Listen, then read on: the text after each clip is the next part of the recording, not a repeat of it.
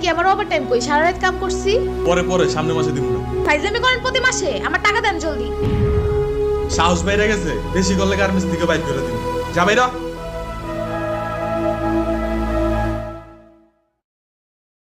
মধু ice cream একবার খাইলে বারবার খাইবার মন চাব। মধু আইসক্রিম গাজীপুর মসরের বিখ্যাত মধু আইসক্রিম, কলিজা ঠান্ডা জলমের আরাম। মধু আইসক্রিম। আমার আইসক্রিমে আছে আঙ্গুর, বেদানা, কমলা, কিশমিশ আর দুধ। তারপর কি হয়েছে জানো? একবার খাইলে বারবার খাইবার মন চাব। একটা দেন তো আঙ্কেল।